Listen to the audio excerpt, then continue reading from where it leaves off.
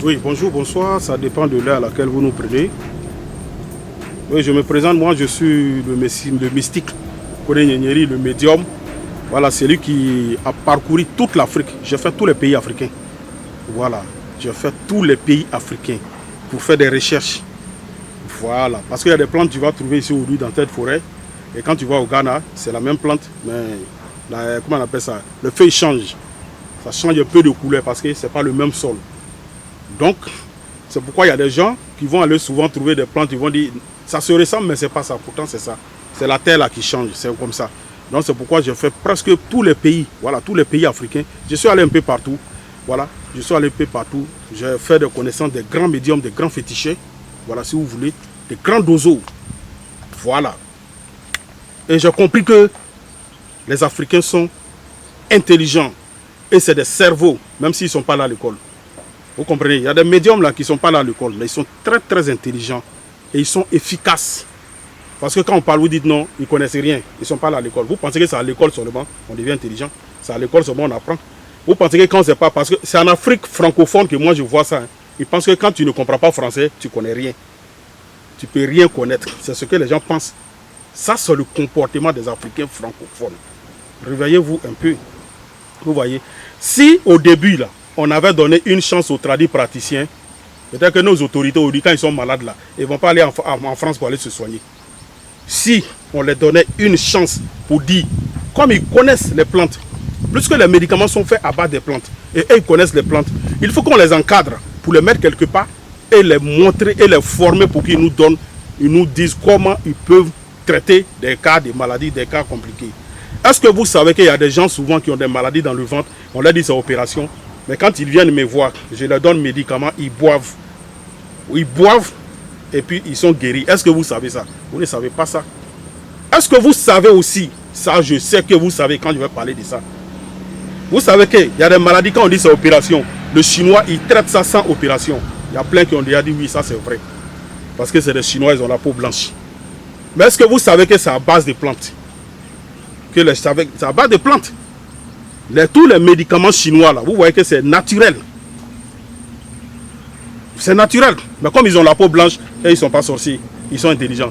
Mais comme nous, on a la peau noire là, nous, on est sorciers, on ne connaît rien, ça aura des effets secondaires.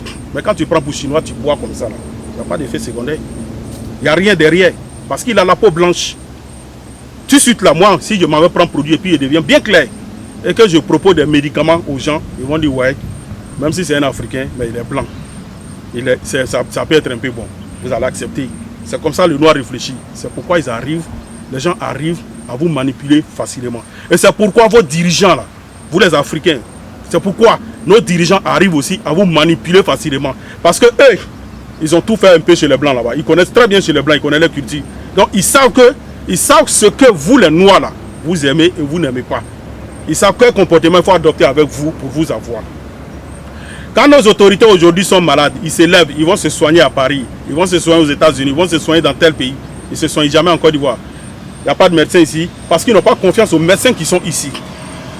J'ai parlé des sages-femmes une fois.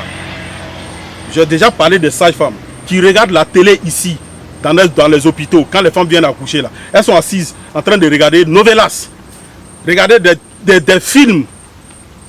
Est-ce que vous savez ça? Nos autorités, vous savez ça? Vous savez très bien.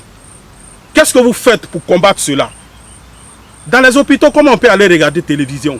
Est-ce que c'est un cinéma ou bien je ne sais pas? C'est un lieu où on doit regarder télé? Non. Regardez nos écoles. Il faut qu'on se dise la vérité si on veut que ça change. Tu n'es pas obligé de m'aimer. Ce n'est pas mon problème. Tu ne peux rien contre moi aussi parce que moi là, je suis protégé par beaucoup de choses que vous ne pouvez pas comprendre, que tu ne peux imaginer. Voilà. Vous voyez, le côté éducation là, faites très attention.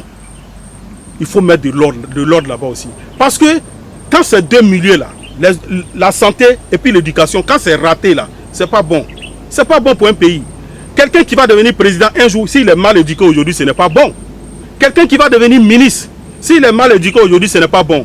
Quelqu'un qui doit devenir sage-femme, qui doit être dans la santé, qui doit devenir médecin, s'il est mal éduqué à l'école déjà, ce n'est pas bon. Le milieu scolaire est gâté. C'est gâté. Trouver une solution pour ça. Il faut qu'on se dise la vérité. Parce qu'on est fatigué, le peuple est fatigué. Moi, je suis médium. Je reçois près de 60 personnes par jour. Et quand les gens viennent, ils expliquent leurs problèmes. Une fois, j'ai eu à m'adresser aux autorités de Côte d'Ivoire. J'ai dit, confiez-nous des tâches, nous les médiums. Et vous allez comprendre qu'il y a beaucoup de secrets qu'on va vous dévoiler. Parce que quand les gens viennent nous voir, vous voyez, quand les gens vont à l'hôpital, ils expliquent leurs problèmes aux médecins. C'est un peu comme ça. Souvent, ils vont rentrer dans les problèmes qui se trouvent, les problèmes de foyer même à la maison. Donc, ça veut dire que les médecins, ils écoutent beaucoup et ils savent beaucoup de choses aussi sur le comportement des humains, de la femme et l'homme à la maison. C'est comme ça, nous, les médiums aussi, on est. Quelqu'un qui reçoit déjà à partir de 60 personnes ou 40 personnes par jour, chacun vient expliquer ses différents problèmes. Ça veut dire que lui, là, il sait ce qui se passe aussi dans le pays. Donc, c'est pour dire que je détiens beaucoup de secrets qui se passent dans ce pays, dans le milieu scolaire ou la médecine. Vous comprenez? Donc, faites très attention. Trouvez une solution pour ça. Le peuple est fatigué. Vous comprenez? Le peuple est fatigué. Essayez d'aider un peu le peuple. La vie devient un peu chère. C'est trop cher même. Trouvez une solution à tout ça là. Je vous demande pardon. Voilà. Je vous demande pardon. Vous voyez un peu. Et vos ministres là, donnez-leur beaucoup de conseils aussi. Mais ça, je sais que vous le faites déjà. Vous donnez beaucoup de conseils aux ministres. Mais il faut les donner encore. Et puis dans le milieu scolaire là, trouvez une solution pour bien éduquer les enfants.